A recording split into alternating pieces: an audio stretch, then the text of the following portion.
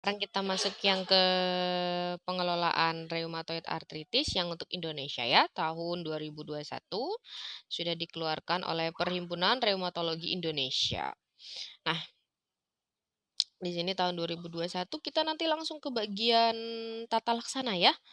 Karena nanti untuk bagian depan ini kebanyakan adalah diagnosis dan juga untuk bagian dari para dokter. Jadi untuk penegakan diagnosa. Oke, kita bisa lihat di sini. Ya, kalian bisa lihat ini gejala klinisnya seperti apa pada beberapa organ. Kemudian ini untuk diagnosis pembandingnya, gitu ya. Artinya untuk membandingkan apakah ini benar-benar rheumatoid arthritis atau bukan. Nanti ini adalah beberapa pembanding yang bisa membedakannya, ya. Kemudian ini adalah kriteria klasifikasi gejala klinis nih tentang apa saja tanda-tanda pada rheumatoid arthritis. Misalnya salah satu contoh di sini ada kaku pada pagi hari, ya kan? Dalam waktu minimal 1 jam. Terus ada nyeri pada 3 sendi atau lebih. Terus dia nyerinya simetrik di satu bagian badan, misalnya sebelah kanan semua dari atas sampai bawah. Sedangkan kalau ini yang kriteria klasifikasi yang tahun 2010 yang terbaru, di sini bisa kita lihat melihat dari jumlah sendi yang terlibat ya. Terus dari durasi gejala, hasil pemeriksaan RF atau rheumatoid factor. Jadi ini hasil lab ya yang akan terbaca pada pasien-pasien RA atau rheumatoid arthritis.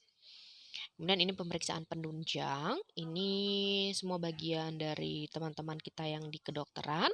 Dan sekarang kita masuk ke yang pengelolaan di sini termasuk yang treatment ya.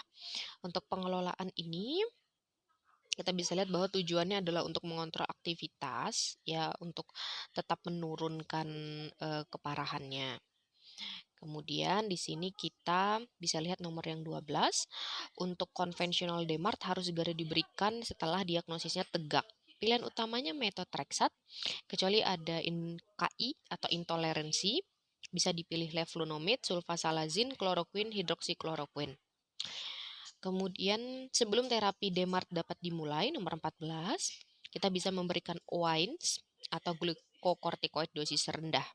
Dan kita turunkan dosisnya bertahap kalau DMARD-nya sudah efektif. Kemudian nomor 15, apabila target tidak tercapai dalam waktu 3-6 bulan dengan konvensional DMARD, maka kita bisa menggunakan konvensional DMARD kedua dan ditambahkan. Jadi sebagai kombinasi terapi ya.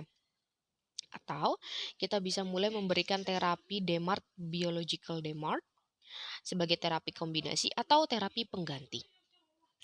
Kemudian selanjutnya untuk biological DMARD atau targeted DMARD tadi bisa diberikan untuk mengganti biological DMARD yang pertama kalau tidak tercapai target dalam 3-6 bulan.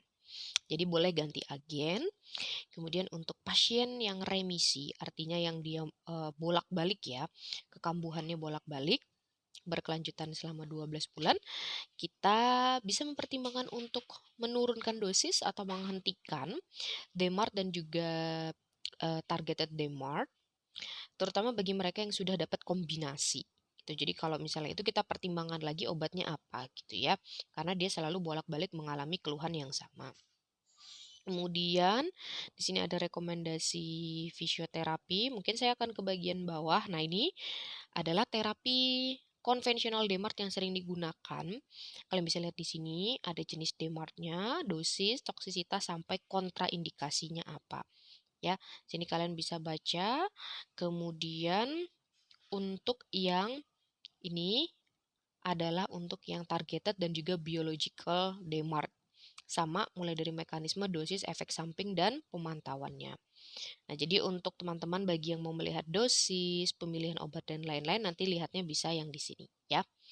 Kemudian ini adalah algoritma. Oke, ini adalah algoritma bagaimana untuk menentukan, mohon maaf, jadi ini di sini untuk menentukan bagaimana kita memberikan pengobatan. Untuk fase 1 ada diagnosis klinis. Kalau tidak ada KI pada MTX, kita langsung start dengan MTX. Boleh ditambahkan dengan OAINS atau glukokortikoid. Tapi kalau kontraindikasi dengan MTX atau methotrexate, maka kita bisa menggunakan leflunomid atau sulfasalazin. Kita lihat ada tidak perbaikan dalam 3 bulan dan mencapai targetnya dalam 6 bulan. Kalau iya, kita lanjutkan dan sambil dikurangi dosisnya. Kan tapi kalau tidak ada perbaikan dan memburuk, maka kita harus tambahkan biological DMARD, BDMARD.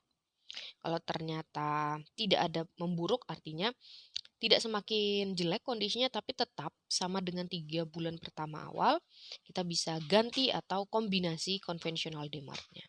Ya, terus sampai ke bawah sampai kita mendapatkan terapi atau target yang diinginkan. Ya, jadi ini algoritmanya boleh teman-teman baca atau sebagai pedoman atau panduan.